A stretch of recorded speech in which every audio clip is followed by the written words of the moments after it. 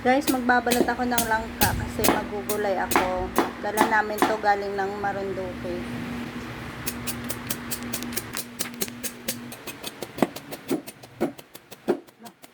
Huwag na naman.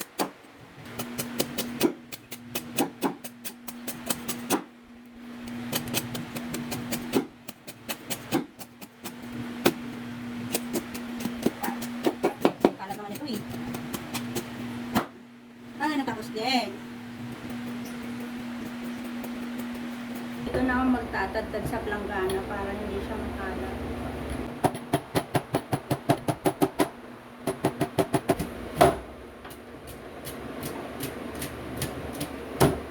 Alam nyo ba guys, yung luto nito, kapag ito naluto na yung gulay, para siyang kanin. May kanin ka na, may ulam ka pa. Ano to eh? Bata pa siya. Pagka ganito ang tawag nila sa Marinduque. Mura pa. Guys, ito na yung langka na tinadtad ko.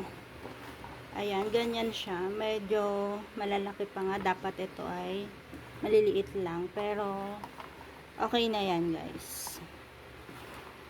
Mamaya, gagataan ko na to. Papakita ko din sa inyo kung paano gagawin ko sa paggagata. Guys, gulayin na natin yung langka. Madami ito guys, pero okay lang yan kasi may nanghihingi ng gulay. Kaya, luto ko na lahat. Sakto lang siya sa kawali ko. Lagyan lang natin siya ng bawang, tsaka sibuyas. Ayan.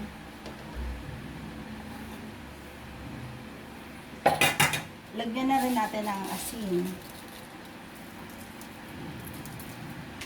At saka, meron akong pangalawang gata dito. Bali sa palengke ako nagpabili ng gata. Sabi ko, gata ng pangalawa para meron akong pangsabaw. Kasi, ito kasi guys, kailangan nating palambutin yung gulay na to. Ayan, lagay lang natin siya dyan. Tapos, isa lang na natin. Mamaya ko na ilalagay yung sahog niya kapag malambot na tong gulay. Isabay na rin pala natin yung kamatis. Ayan. Tapos takpan lang natin siya. Hintayin natin siyang maluto. Haluin natin para pantay yung pagkaluto ng gulay. Meron akong isda dito. Ayan guys. Ito yung tambakol. Sinaing sa asin ni nanay bago kami umalis. Ayan. Ito yung gagawin kong sahog. Pwede na natin siyang ilagay. Ayan sa ibabaw. Okay lang naman madurog yan kasi para yung lasa niya maglasa dun sa gulay. Ayan. Yan lang muna siya sa ibabaw habang pinapalambot natin yung gulay. Tama na rin natin itong sabaw nung sinaing na isda. Ayan. Kasi magdadagdag yan ng lasa sa ating gulay. Nag-ano siya, nag-blackout siya kasi nilagay ko siya sa ref. Ayan, luto na siya. Bango. Amoy na amoy yung sahog niya na sinaing sa asin. Ayan yan. So, hiwalay na natin. Ayan. Kunti na lang yung sabaw niya pero malambot na yung gulay. Pwede na natin ilagay yung kakang gata. Ito din yung sili niya. Lagyan muna natin. Tapos maya-maya lang ilalagay ko na yung kakang gata. Ayan. Tapan ko ulit ng 5 minutes. Guys, lagay na natin yung kakang gata. Kasi luto na tong gulay na to. Ayan. Puro yung kakang gata na yan kasi piga ko na yan dun sa pinagbilang ko ng nyug. Ayan. Tapos, lagyan natin ng isang magic sarap kasi madami to kaya ilahat na natin yung isang sachet. Alam nyo ba, ang tagal ko nang hindi nakakakain ito. 2 taon na yata. Ayan, kita nyo yung gata niya. Ayan o.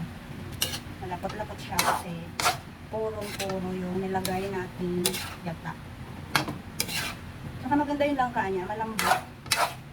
Meron kasing langka na ano siya, ang tatawag doon, matigas. Pero ito guys, malambot siya. Ayan, pakuloyin lang natin kasi Maya-maya, huli na natin. Anintay lang natin siyang kumulo. Tikman din natin, baka mamaya matabang. Sakto lang yung alat niya. Ayan, kumulo na siya. Lasang-lasa yung sinaing na isda. Ang sarap niya, guys. Ayan, sarap. Yan, luto na siya, guys. Pwede nang kumain. Bye-bye!